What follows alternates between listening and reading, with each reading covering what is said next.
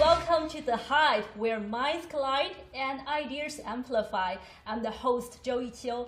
Today, let's start in the topic from the recent launched Chinese AAA blockbuster, The Black Myth Wukong, and it has captivated the world players with its stunning visuals and also the rich storyline. How was this game created, and what impacts does its global success have on the industry of the video games? Today, we have invited 3 guests from different industries to share their different perspectives and to help you understand the charm of the game. So join us is Yang Chenxi, our CGTN reporter. Please introduce you to yourself, to our audience, Chenxi. Hi guys, everybody. I'm Yang Chenxi, or you can call me Jason. I am a CGTN reporter, and I've been following the video game industry for quite a while now, from the sensation of PUBG Mobile to Genshin Impact, Star Rail, and now to Black Myth Wukong. And actually, I can't stop playing the game. I have it on pause at home. What chapter have you been past? I'm still at chapter 3, so I'm a bit behind everybody because I'm not used to action RPG that much, but I'm loving it so far.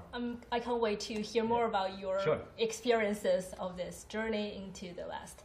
And also join us online is Steven, media entrepreneur. Steven, please introduce yourself to our audience. Hello, I'm Steven Rochedo. Well, my last name is very hard to pronounce, so I don't blame you. I've been in China for almost 10 years. I've been in Shenzhen for 4 years. Mainly what I do is I work with Chinese companies, help them expand their brand overseas. So I have some experience talking about this kind of topic. And these days I work as a media entrepreneur with mostly on social media. And I'm really excited to discuss today the impact, the cultural impact this game has had on the world within this short time frame. Okay, thank you, Steven. And let's move to Zhao. And he's a Billy content creator. So please introduce yourself to our audience. Hi, I'm Zhao. So I'm a Billy content creator, and what I do is to make videos of the video games, and mainly I do sports games like the EAFC and NBA 2K. And today I'm really happy to join you guys, and especially a American player that we can talk about the Black Myth Wukong. So really looking forward to today's content. Okay, so happy to have you here. And gentlemen, before our discussion, let's have a little vote. Who of you have been played Black Myth Wukong? If played it, please raise your hand. I mean, I see these black eyes, right? I've been staying all night and day playing the game. Like after I wake up, before I go to bed, before lunch, after lunch, I play a little bit. Don't tell my boss. So I've been playing it nonstop for the past week or so. Okay. So what impressed you the most? I mean, which element captivated you the most during this game? Well, I think what captivates me the most as a Chinese player is really the art direction in the game, right? It's so rich in Chinese culture, either in terms of the visual or in terms of the music. Oh, I can talk about the music of this game all day. I go to bed humming the music now. It haunts me every day, and in a good way. And for example, in chapter 2, right in the beginning of the chapter, you get to hear a beautiful Chinese folk melody sung to you by a headless monk playing a Chinese traditional instrument, and he foreshadows. Yeah, a headless monk. Yes, and he foreshadows the story to you in a beautifully renditioned Chinese folk music from China's northwest Shanxi province, and it's such an innovative way to foreshadow the story. I haven't seen anything like that before. And when the first time I listened to that music, it gives me goosebumps. Yeah. Right. And also the architecture in the game. Right. A lot. For example, in Chapter 3, a lot of the locations and a lot of the statues are inspired by actual locations and historical artifacts in China's North Shanxi province. A lot of the statues,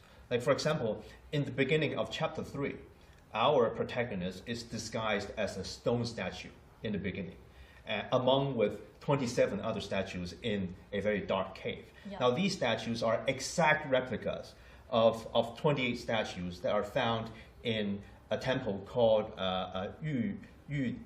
Yuhuang Temple in Shanxi province. And these 28 statues represent the 28 lunar mansions in China's mythology, which represents 28 areas of the sky that the moon passes through. So these 28 statues all have like different characters. Their facial expressions are very exaggerated. They represent our ancient understanding of natural phenomena. So being able to see all of these cultural elements in the game and being able to lock off the game and then go Google and do all these research makes the entire experience so much more fun. Yeah, I can totally echo you, Jason, because as a PS5 video player, I've actually do my explorations in England, in Hogwarts, and also I've climbed the pyramids and also be assassinators in the rooftop of Paris. I even, climb and also swing the, spider swings on the skyline of New York. But it is my very, very first time to step into the motherland and experience all of these stunning visuals. So, Zhao, do you feel the same way, and what elements you feel the most interested when you play this game? Yeah, I mean, what I love this game is that, when every enemy is defeated, there's a collection of the monsters, and each of them has a full story that tells their background, and there's even a poetry attached to each of them. The poetry is in a classical Chinese. We as Chinese, we know how hard to create, to write the poetry in classical Chinese. So, I mean, it's a tons of work. So huge respect to the producer. And at the end of the chapter, there is a part of animation, the animation part. That's really marvelous and sophisticated, and I mean, it's more like a short movie. I mean, we can take it as a short movie and put it out, and I mean, I can see, I can feel the money is burning. It has to take a lot of money. Yeah, that's why we call it triple A blockbuster, because right. It's a lot of money, a lot of resources, and a lot of time. Let's move on to we share our perspectives from Chinese peers and to echo about our sayings, experiences, and why this game has made you so interested as a global video player, Stephen. Yeah, perspective is a little bit different. I think the cultural elements, like you mentioned, where the enemies die and they have stories behind them. These are all very good for the longevity of the game, and 5 years from now, Western players will remember that more than the gameplay. But what I think is most impressive about the game at the current stage is the core gameplay mechanics are just extremely high quality, and that's not easy to do. But every game, the first test that every game must pass to be successful among gamers is that the core gameplay is fun and addicting. And this is a game that's so well polished. It's a AAA from a country that's not traditionally known for AAA titles. No microtransactions at launch. That has core gameplay mechanics that are fun, and people want to play the game on and on and on, hours and weekends, forever. So I think that's the key to this game and what makes it very unique. But on top of that is these culture elements, which I think we'll discuss more. I think the culture elements are sort of the secret sauce of the game that is able to make the game launch to a global IP that makes it more than just a video game. But in terms of the game itself, what I find most impressive is the overall mechanical polish. Yeah.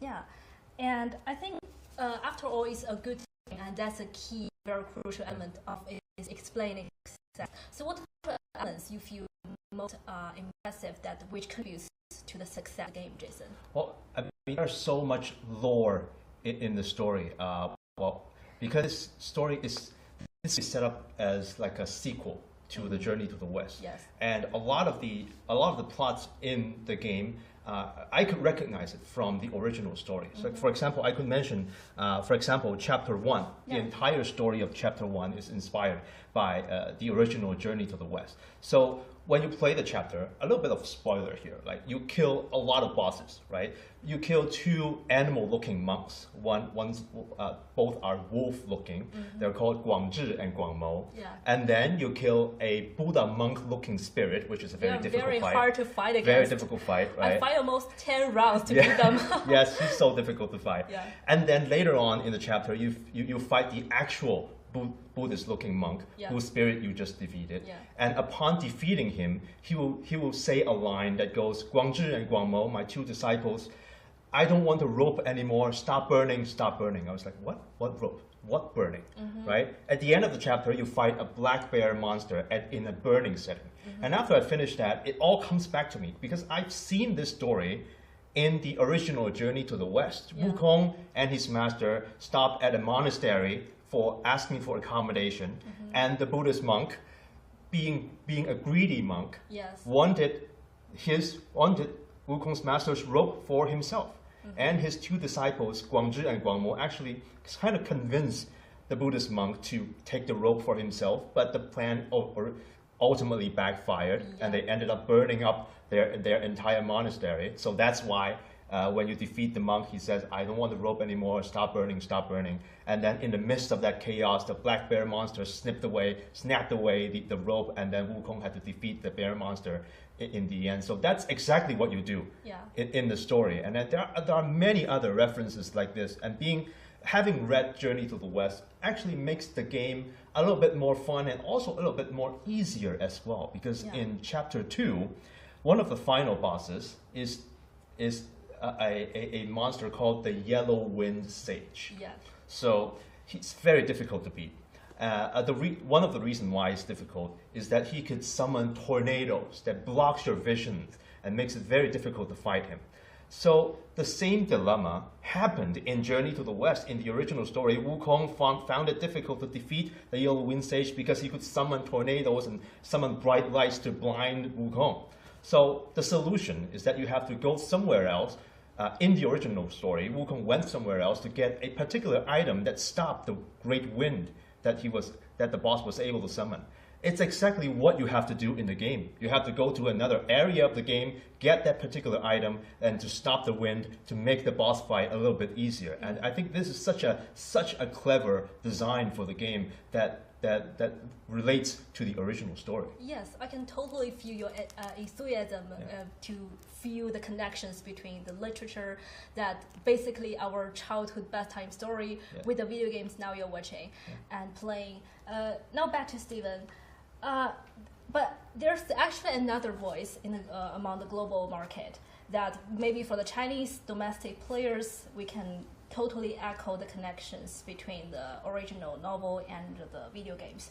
But it has another critics about this game is not very localized, that it has some difficulties for the global players to play to understand the story background of the games. What do you think about it? Well, I don't think it needs to be localized, to be honest. It's a traditional Chinese cultural story told by Chinese people. I don't see anything wrong with that. I don't see the point in localizing it, to be honest. And secondly, about the fact that it's like so much rich culture, will foreigners really understand it? It's too difficult. They don't really need to understand everything. Their experience playing the game, Westerners, I mean, is more like a vibe of Chinese culture rather than like an encyclopedia of Chinese culture. So I understand that when Chinese players play the game, they're really immersed in the story in a very, very powerful way. When a lot of Western players play it, it's kind of more like a gateway to Chinese culture. It's their first time really being able to experience the aesthetics and the general vibe and the background of Chinese culture.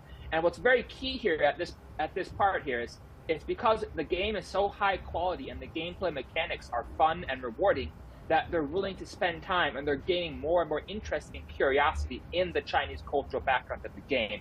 What's very important is it has these strong gameplay mechanics that encourages them to learn more about Chinese culture. And for that reason, I'm very impressed by this game. I see it as a way for more and more people to gain interest and curiosity and learning about Chinese culture. Yes, and I think a good game has some shared values among humanity. For example, I can see plastic here inside the game. For example, when I play with Wukong, translated as the story of the tiger, this is not a bad guy in the first place. He to save his son and then become the servant of the tiger demon. So from that, I think a lot of the so-called bad guys, they have some hidden story. They are not black or white character, which brings a lot of charm to the video games and also brings a lot of philosophy ideas to the video games. And so this brings a lot of shared values to the games, which can echo among worldwide. And Zhao, which elements do you think contributes the most to these video games from your perspective? So you're saying to this game or to the cultural adaptations? What are other cultural elements you think contribute the most to the success of the Black Myth Wukong? I mean, actually, the I wanted to continue the topic that the other guest has bring before the story of the first chapter. It was of a monk, and we know at the end of the first chapter there's an animation that tells the story. So basically, the monk, he actually owns thousands of the cassock, but he still wants the one that the town priest wears. So he was finally burned by his desire. So in Buddhism, there's a concept called Han Chen Chi. So I really love the game brings out this concept because you know it's really Eastern philosophy. So Tan Chen Chi means greed, anger, and ignorance. So I feel like there is Buddhism philosophy, so I feel like the game really hits me. Yeah, I mean, the reason why the Buddhist monk, which is called Elder Jinchi, he couldn't attain Buddhahood, I think the game allured to that reason is that he couldn't overcome the greed in his heart to transcend his greed and not want the castle out of the robe. Yeah. And I think that is the underlying thesis of Journey to the West, right? Wukong is such a powerful character. He could carry the whole team and just one somersault takes them to India to get all the scriptures, all the sutras. Yeah. But they had to defeat all these monsters. They had to face all these difficulties because part of the journey is for Wukong to overcome the pride in his heart. Yeah. Right. So, and that's why in the end he attained Buddhahood. He became the victorious fighting Buddha. He attained all these wisdom, and the way to attain these wisdom is to challenge yourself and to suppress all the sins in your heart, the greed, the pride, and that is a journey, and not a literal journey, but also like a psychological journey that Wukong and all the characters in the original story had to go through and overcome, and that is, I think, the whole book is an allegory to that. Yes, we can see the journey about the transition of Wukong. For example, there's a very famous chapter, 真假美猴王, translated as the true Wukong or false Wukong, and they basically fight from the heaven to hell to different gods, and a lot of them can't identify which of the Wukong is true. But that chapter wants to illustrate that after the death of the so-called false Wukong, there's a saying that means the death of that means the rebirth of the Buddhism inside Wukong's heart. So after that, Wukong get to the know the real essence of the Buddhism and have the heart, true heart and loyalty to protect the team, to go to the West and to get the real scriptures. And when we're talking about this Buddhism philosophy and also the Chinese traditional cultures behind it, Stephen, how do you feel our global audience can interpret and also have a better understanding through the game? Also, does this game can trigger them to have the interest to read the novels and to know more about the Chinese literature and culture? Definitely, it will. It operates just like a company funnel. You have 100 people play the game, and then you have a certain percentage of people who will continue to research or play the game again to experience more of the story. But I'd like to make a comparison in terms of the game is not very localized. It relies, like you have mentioned, a lot on traditional Chinese stories. There's another game that did something similar and is also successful for a very similar reason, which is the Witcher series by CD Projekt Red. Now, this is a Polish game, and it's based on traditional Slavic culture. And part of the reason of that game's success is they didn't really localize. They chose to focus on their traditional story, and it really gives the game a certain vibe, a certain essence about it, which other games can't compete with. Why? Because it's people telling the story of their culture. And that's really another advantage of this game is, only Chinese people are really be able to tell the story of China very well. The other people really can't. And so focusing on that strength, although for Westerners, maybe they see it, and at first glance, they're really confused. They can only really feel the vibe. They can understand the complexity and the richness. And it gives the game, and rather the IP not just of Wukong, but of Chinese history in general, a sort of longevity that what couldn't be achieved if they tried to localize or dumb down the story to make it easier to access. And Stephen, let us ask you one more question. Which elements do you think contribute to the success of the video games to appeal both domestic and global players? Well, I think like the three of you have been saying today, I think it seems to be that a large appeal game to Chinese audiences is that it really does have this sort of rich background, and it relates sort of nostalgically to many things you've experienced before. But to be honest, I'm not Chinese, so I don't know why Chinese audiences like it that much. Why foreign audiences, in terms of the cultural elements, enjoy the game? Like I said, I think it's very similar to how the Witcher series was successful. It's a group of people telling their story, and they choose not to dumb it down or localize it. And so, although they aren't able to understand the story completely, they're just playing the game, it gives off a certain vibe. It sort of off a certain love. You can tell that there's love used to make this product, love of games and the love of the traditional culture. Mm-hmm. And I think that kind of feeling bounces back from the gamers themselves, and it's a reason why they love the game as well, because they can tell the makers of the game, the developers, they put their heart into the game. Yes. No microtransactions at launch. A AAA game takes years to make. If you haven't been in the industry, you don't know how hard it is to make a game like this. And so I think that's a big reason why, to answer your question, that is my answer.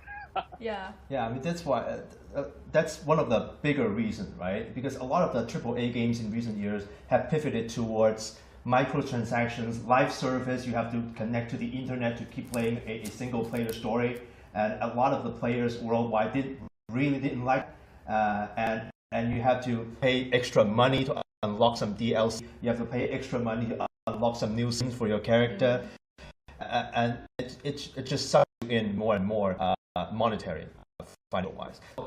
Black Myth Wukong is, I think, part of the popularity is a gamers' community's collective revolt against the direction that the industry has been taking, and contributed to, I think, the overwhelmingly positive reviews it's getting now. Overwhelmingly positive, it's not coming from me, right? If you log on to the Steam website, where most people download the game from, the review says overwhelmingly positive, because as far as I can tell, 95% of the 486,000 user reviews were positive. Mm-hmm. I think this game, being just a game that's designed to be what gamers want, contributed to a large portion of that. Yeah, you're talking about the success of this game, and if we look at the data, there are over 2 million video players display it at the same time, and that makes single player video player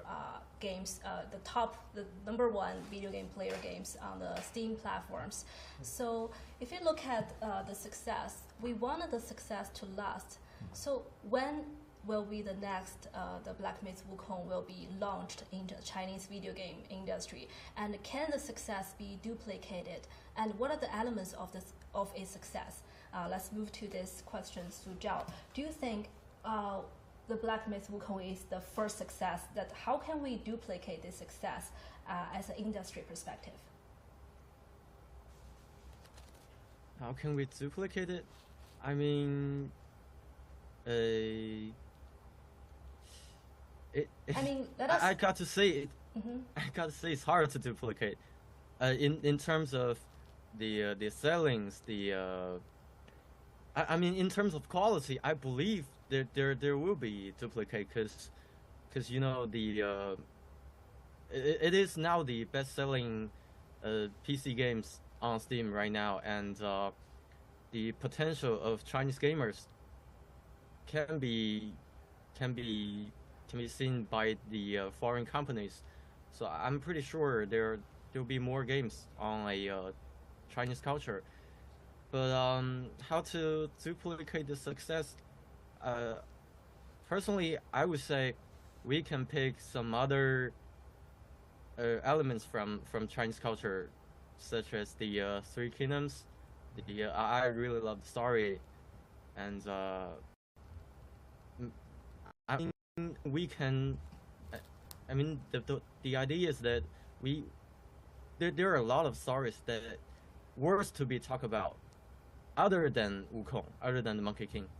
So, and also the translation, the localization.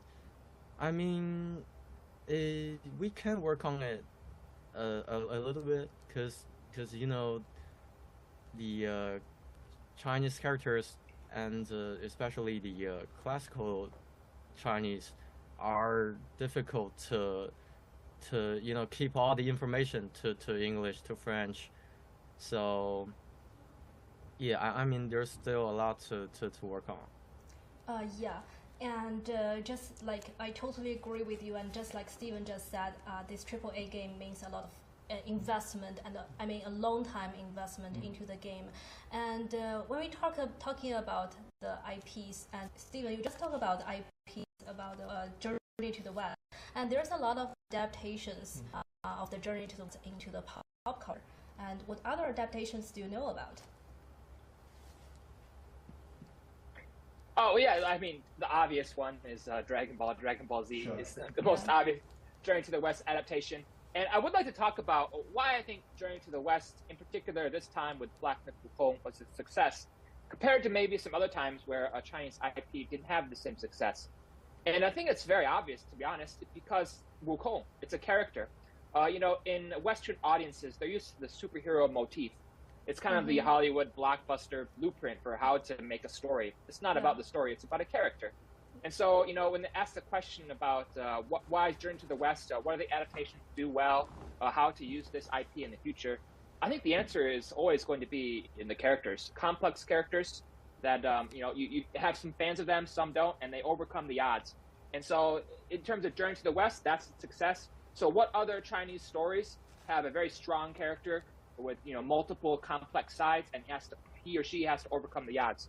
So I mean, Dragon Ball is the most popular one. I don't really know any other Journey to the West adaptations, because that one is just so huge. You know, it kind of overtakes a lot of space.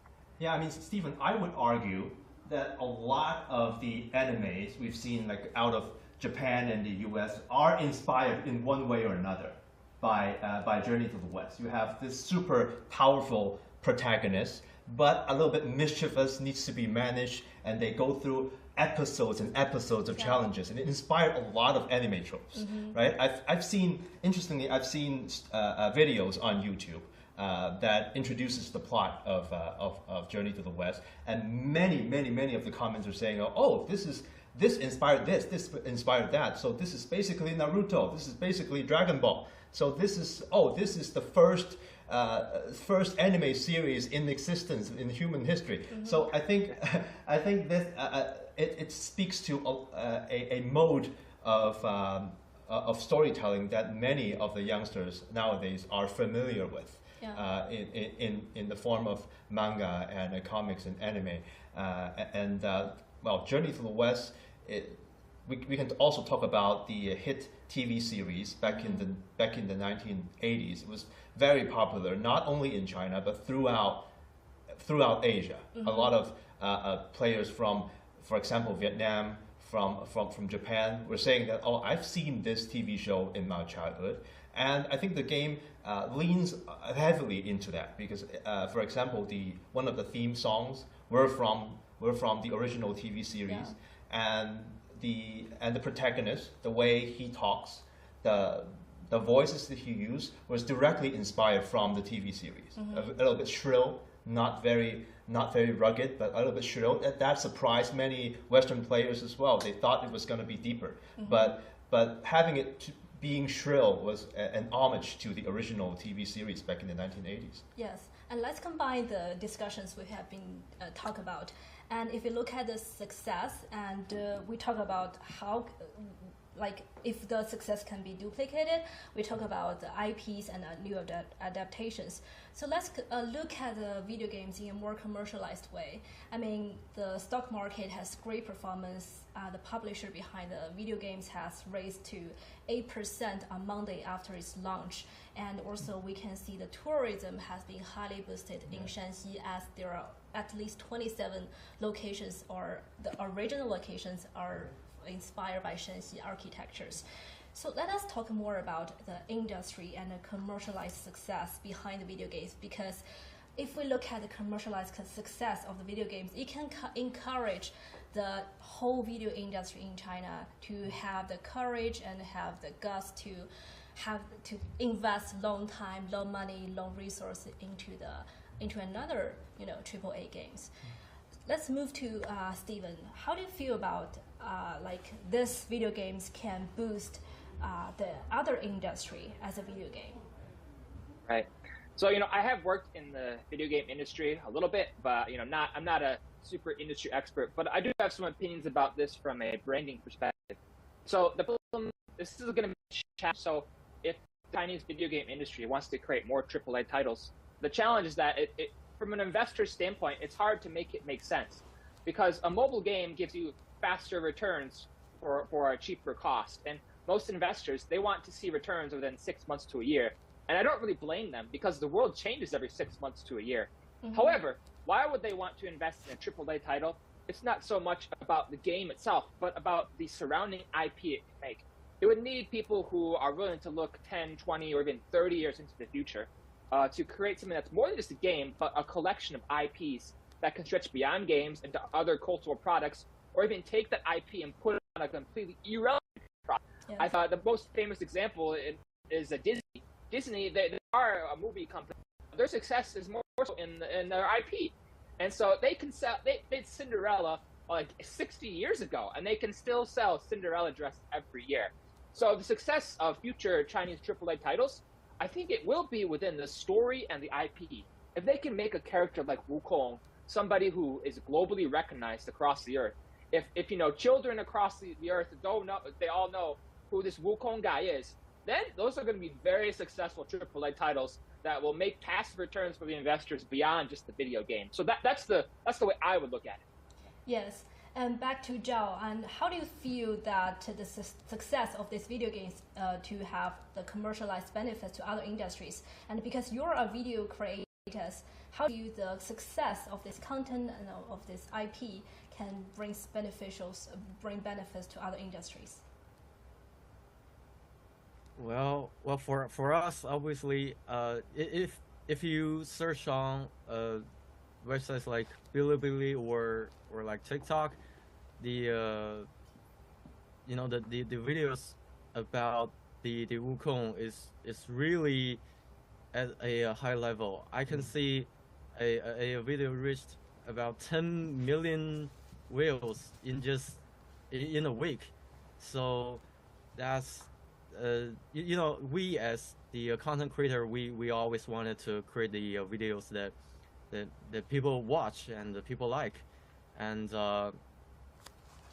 in a with a game like Wukong, you can find all kinds of videos like how to fight the boss, how the story tells, how the music behind, how is the art, like where's those architectures. So I mean it's good for us to really find a concept like that. And yeah, I believe if we have more games like that, and we somehow we spread the culture within China or to overseas. Yes, and Jason, as I know you're a tech reporter, Yes. and if you look at the two ways, and tech industry and the video industry, they have to like empower each other. For example, when we're talking about a lot of resources, we are talking about like cloud services and hardware to develop our AAA level of the video games, and also the AAA level of video games can to empower the tech industry as well. How do you feel the connections, and how does video games can to boost the tech industry from your perspective? Yes, I mean, one of the more amazing things that Black Myth Wukong was able to pull off is that Game Science, its developer, managed to be in the forefront of AAA game development with just one game, with one AAA title. And one of the reasons behind the success of the game, of course, apart from the cultural elements and gameplay, is of course the graphics. It's very, very good looking. The detail of the environment is very immaculate. It's very beautiful, and that's one of the big selling points of the game. And the reason is that they have been developing the game using a state-of-the-art next generation graphics development software called Unreal Engine 5. Now, Unreal Engine has been a juggernaut in the video in the game development community. For example, PUBG, the most played video games of all time, is developed using Unreal Engine. Now, Unreal Engine 5 is its latest edition that was only released back in 2020. So Black Myth Wukong's development started even before that. So the developers made the decision to switch to Unreal Engine 5 mid-development, and that was a very risky move for them. And what happened was that when they tried to use this new engine, they prolonged the development cycle because a lot of their developers were not familiar with Unreal Engine 5. It's a new software after all. So what they ended up doing, a side story here, is that they, using what they had developed using Unreal Engine 5, they made a first trailer of Black Myth Wukong and put that online on Bilibili and on YouTube. And it ended up being an overnight sensation. People were talking about it nonstop, even in 2020. So what happened was Game Science had tens of thousands of resumes coming in days after the release of their trailer.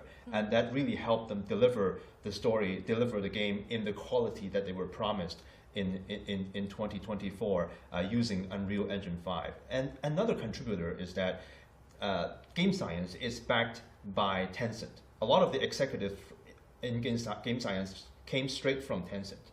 And also, Tencent is a 40% stakeholder in a company called Epic Games. That was the company that developed Unreal Engine. So this connection reportedly helped Game Science tap into the advanced technical assistance from Epic Games that really helped them develop one of the most gorgeous looking games so far. And Black Myth Wukong is one of the first games out there in the market, the successful ones at least, to utilize Unreal Engine 5. And I think we will, with its success, we will see more and more games developed with UE5 in the future. I think China is now in the forefront of that. Yes, and we look at, because at the original novel, the Wukong has, in order to get the scriptures, he had to conquer about 81 challenges, 9981难. And if we look at the gaming creating process, I think the Game Science team has also faces a lot of challenges. And Zhao, please, how do you think about the challenges? What challenges do you think they have to conquer during the process of this video making process for the Game Science team? For the Game Science team. I mean, just like Stephen just said, people tend to play mobile games like in China, the majority of gamers they play mobile games like Genshin or whatever, because they make profit, and the companies are not so willing to make these AAA games because it just takes too much time to develop. Like it takes 4 years for Wukong, and you know when the project started, the team doesn't know like what will happen. You know, it could fail. So at this high risk, and we all know that in 2020 there's a COVID-19 and probably another problem. So I say I'm really respected to the developing team, and of course there's money. As mentioned before, Tencent, I mean their funds have done much help, and also the Unreal Engine 5 that helps too. But overall, I mean, what they face is 4 years of like working and receiving nothing, and they keep doing that. So that's what comes out. Yeah, how do you think about it, Stephen? In which particular question? I mean, if you look at the success of the Journey to the West, how do you feel the challenges the game science, the team behind the game had to conquer during the video game creating process?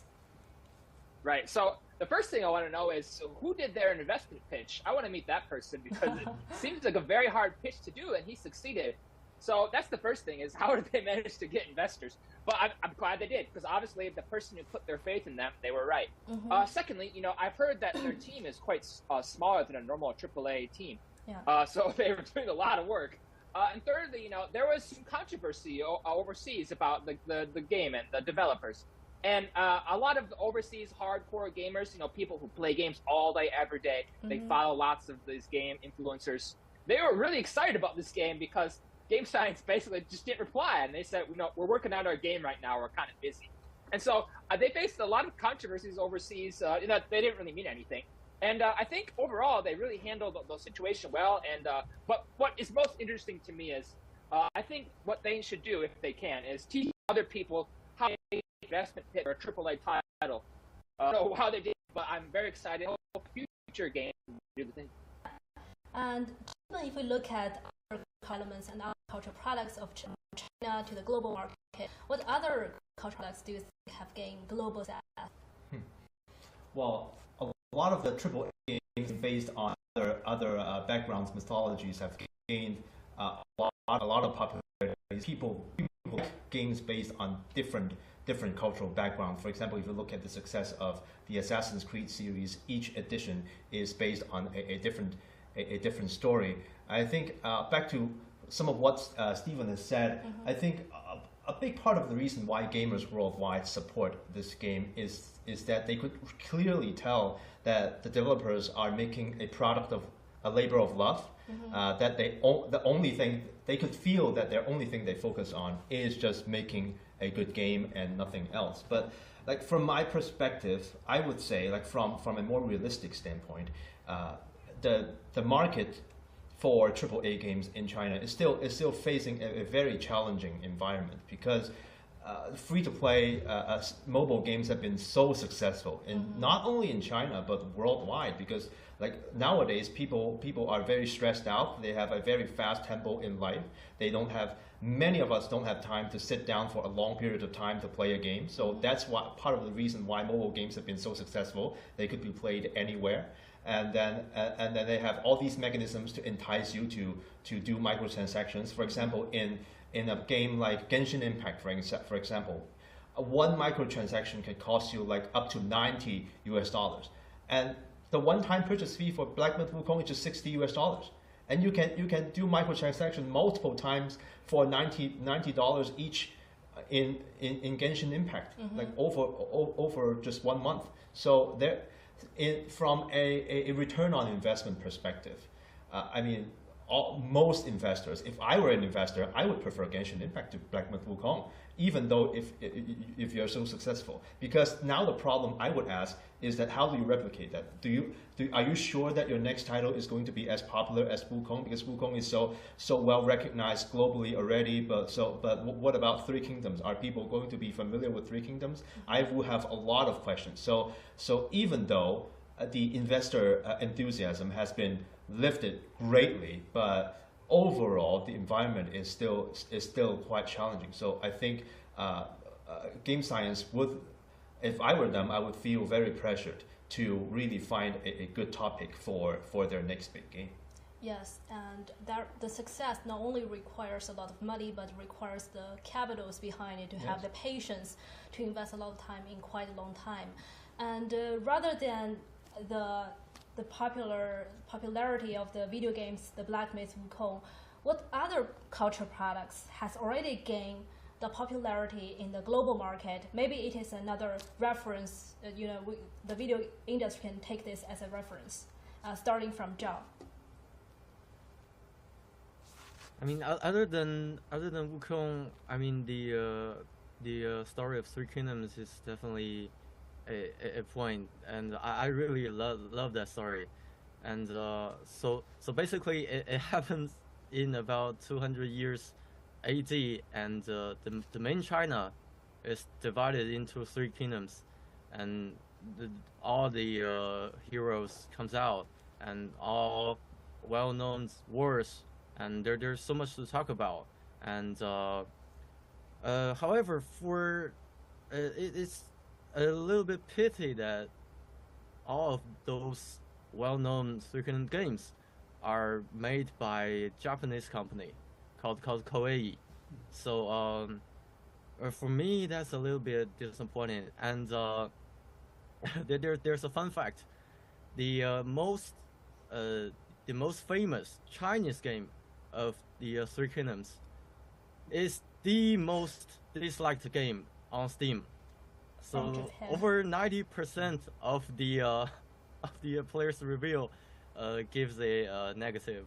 So I mean we can really work on that subject, and to make some good games. I mean to the level of those Japanese companies. Are those negative reviews given by Chinese players? I'm pretty sure, because it's written in Chinese. It's a Chinese game. The game is called 三国杀. So it's a Chinese developed game. It's right, review bombed by our own Chinese players. Is that what you say? Right. So that is the most disliked game on Steam. That's really shameful. I mean, that's just goes to show that the Chinese players are really high standards when it comes to our own cultural outputs. Like, you have to be good, otherwise going to dislike you at the end of the world. So that's a big responsibility for any developers out there. A lot of pressure for the developers overseas to develop a story originated from China. Yeah. Because a lot of people like out there on YouTube or Twitter are saying that, okay, the reason why Black Myth Wukong is so popular is because it's a Chinese game, and most Chinese people would like it no matter what. No, that's not the case. Chinese people won't like a game that's made in China no matter what. Actually, the opposite is true. Like, if you're not good, I'm going to dislike you until you're the least popular game on Steam. So we have really high standards. Yes, and I think the Chinese video game players have already experienced a lot of different game players from the world top levels, from the Assassinators, from the Spider-Man, the Hogwarts Legacy, etc. And we have to learn the background and the stories behind the video games from the different cultural perspective. So the Chinese video players have really pretty high standard for the AAA. We don't have to, like, it's a Chinese game, we have to support it. You have to be at the world top levels, and then we can like it. Yeah. And just back to Steven, what other cultural products rather than the video games do you think has already gained the popularity worldwide? Right. So I think especially in the past 5 years, more and more people have been paying attention to Chinese cultural products. Like Three Body Problem is one. Empresses in the Palace also, I noticed some popularity.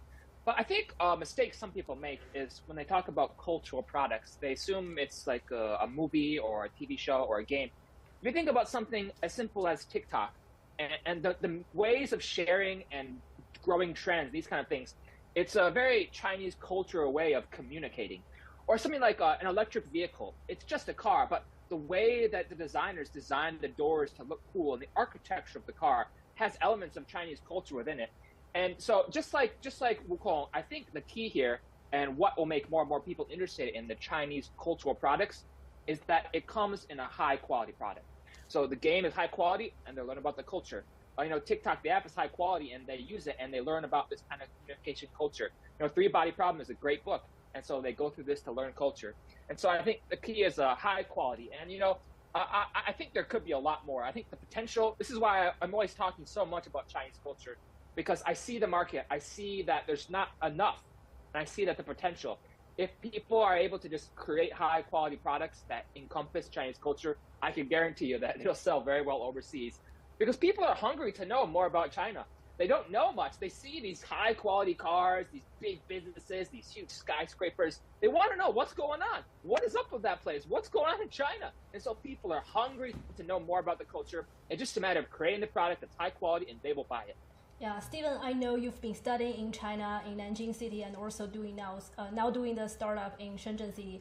So at the first place, what cultural elements intrigues you at the first place to come to China and know more about China? It does, the reason you come to China can be contributed to the cultural elements or something in the pop culture for you.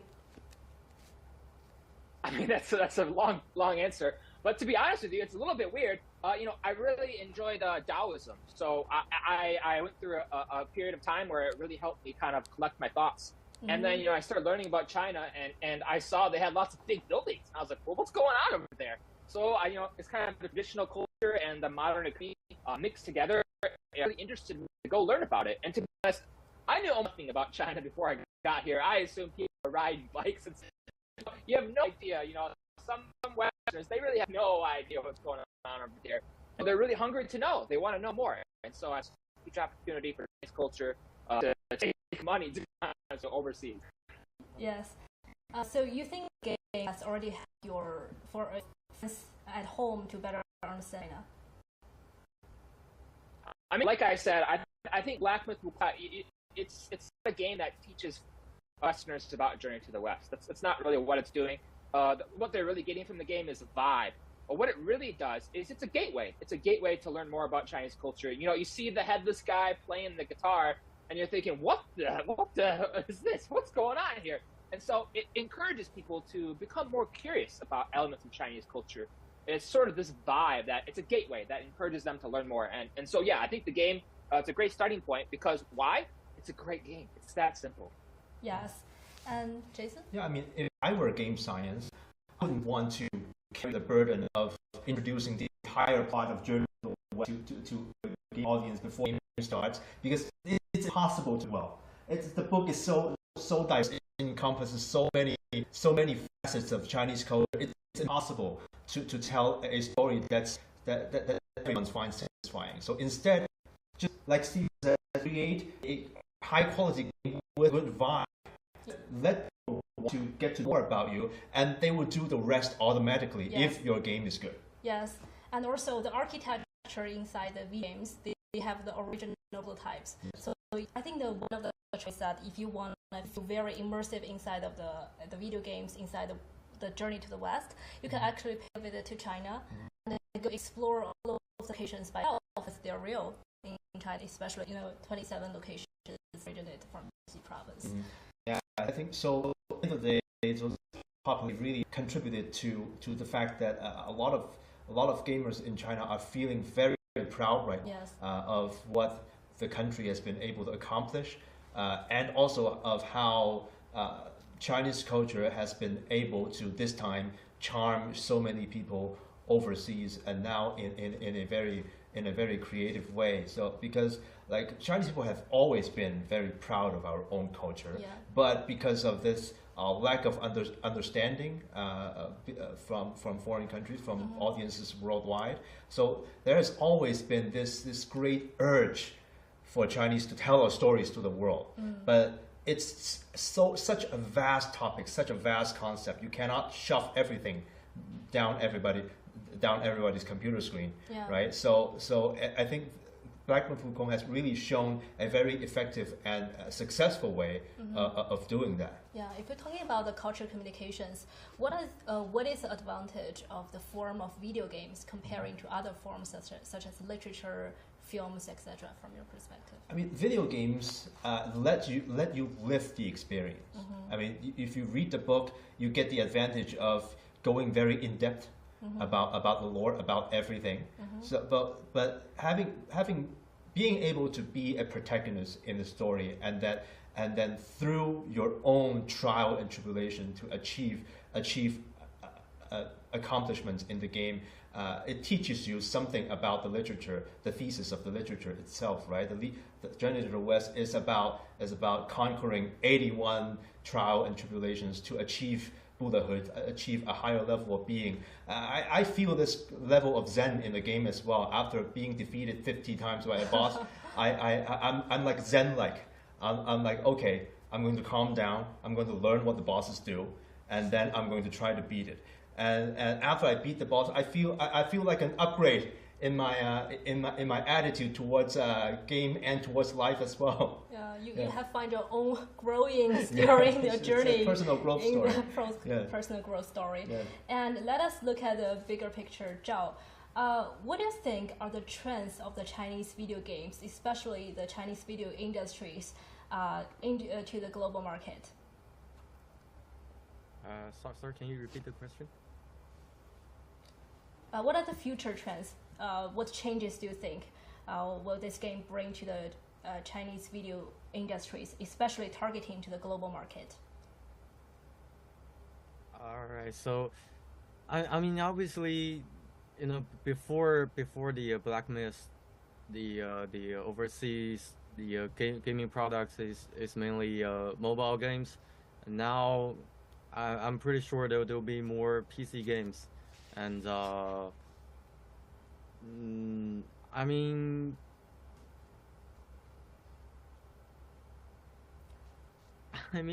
but it has to be high quality, like Steven says. The game has to be fun to play. It's got to be a high quality gameplay. So the overseas players, let's say a US player, he has to love to play the game at first. Yes. And then for example, we made a Suiken game where another Wukong game, and he doesn't understand what's the story behind the game, and he'll do some research. It all happens very naturally. So yeah, I believe quality is what we need to think at first. Yes. And I think there are a lot more things that game science can do once Black Myth Wukong has achieved this level of success. Because surrounding the game, you've created a very loyal customer base. That's the thing with AAA games. When people like your game, they're really loyal in years to come. Yeah. So there are many things that game science would start doing now to foster this industry, surrounding industry outside of the game. For example, fostering like the cosplay industry, and you have to invest in all the game conventions. And there are some methods that Western developers have been using. For example, creating like a mini anime series. The anime in the game is so good. In the end of each chapter, you get an animation that's in a different style, so you can tell that it's a labor of love. And they're clearly able to make very attractive graphics, very attractive animation. So maybe.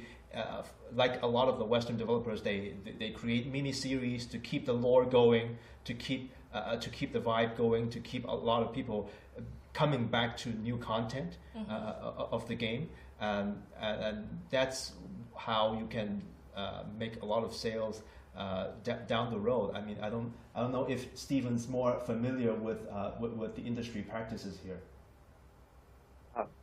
So the question about the future of the Chinese video game industry, I would like to just point out a couple things. My opinion is today on the panel, we've kind of been mean to mobile games, but the fact is mobile games make a lot of money. And so I think one thing that the Chinese developers do better than anywhere else in the world, and they've proven it, is in the female 18 to 24 age bracket. You know, like Honor of Kings, Wang Zhongyao, I saw it's like 55% women play the game, which is amazing to me. It's a mobile game. And so, you know, games like the Love in Deep Space, these kind of games, if Chinese mobile developers are able to appeal to these kind of female customers that so far, you know, they don't really play a lot of games. If they're able to appeal to them, that's a huge market that they have. They're the most experienced in the world at doing. In terms of AAA games, I think the answer is like Jason was saying. It's not so much just in the game itself. It's in the branding and the IP, sort of moving out from the game and creating an entire story about the company. Like, if you look, for example, at Pokemon, you know, they just like release a Pikachu doll and it's just sell out in an hour. You know, so if you're able to, from this game, the game is the center of your IP, and then you create products around it, merchandising and those kind of things, you're going to have an IP that makes you money, passive returns for 20, 30, 50 years. And so the game is really just the start. Like, I know that Pokemon, the whole company, they make more money on merchandising than on the games. And so if you're able to create IPs around the games, then investors will see the value. They won't say, oh, we're investing in a video game. No. You're investing in an IP that will last for 30, 40, 50 years. Yeah, if we look at the future, what strategies will give to the creators, not only the video game the creators, but also the content making creators, that how do they develop the cultural products to adapt to the global audience and global market, starting from Zhao? Yeah, just like the case of Pokemon, they make more money of those the products. For example, we can make toys of the Wukong. We can make music. So as far as I know, there's already some concerts on the Black Myth Wukong in some cities in China, like Shanghai, I think. So those concerts, you know, they can sell tickets, and so for those toys, and we can. I mean, there's a lot of ways to merchandise the IP. So I mean already the Monkey King, the image, the portrait it's been known by the overseas audience, and now it's easier to do this stuff. Okay, and what about you, Jason? What suggestions will you give to the cultural creators to?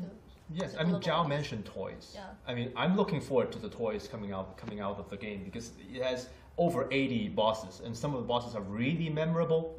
So I would really love to buy some of them and have them decorate my house. Yes, right. For example, I really like the Tiger Vanguard, the tiger monster. I don't know if you're familiar. He's drinking from a pool of blood, but he's really cool in the game. Yeah. So for example, that's one of my favorite characters. I would love to have a statue of the Jinchi Elder in my home just for the quirkiness of it. Yeah. But I mean, there are just many opportunities down the road for game science to really capitalize on what they have created. Yeah. And back to Steven, what strategies do you think the creators should adapt to attract to a wider global audience? Right. So I think the general trend in the cultural product industry in general is, if you have cultural confidence, people will be interested in your product. But that applies to China, it applies to the US, it applies to everybody. People want to hear the stories from the people themselves. They don't want to hear the stories from some international capital machine, you know. They want to hear stories from real people. They want to feel the love in the product made by people. So my best advice to any creator, whether they're in China or they're somewhere else, is to be confident in your past, your history, and your culture, and tell your story.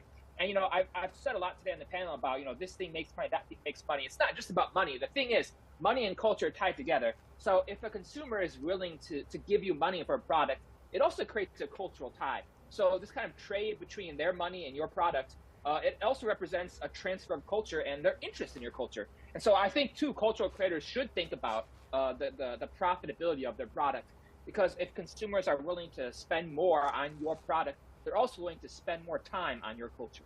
Yes, I totally agree with you, and I think I also think that the video creators should, and also the game creators should have the cultural confidence. If we look at the game, the name of our game, the Black Myth Wukong, we can see that the team behind the game called it Wukong instead of the Monkey King. So the cultural confidence illustrates that people can buy it and they can echo it, because after all, it's a good story, it's a good culture, it's good values, and also it's a good game. And we are inspired and feel very impressive about the stunning visuals and also the rich storyline and also very good playabilities. And thank you for today, for all the gentlemen, and to share with your perspectives and your experiences to play the game, and also your insights about the video games and also the cultural products to adapt to the global audience. Thank you very much, and thank you for watching. And that's it for today. Great conversation. Yeah. Thank you for today, and thank you for watching. Yeah. And please subscribe to our channel on CGTN social media platforms and download our CGTN app for more. Thank you so much. So let's wrap up for today. Bye. Bye. Bye.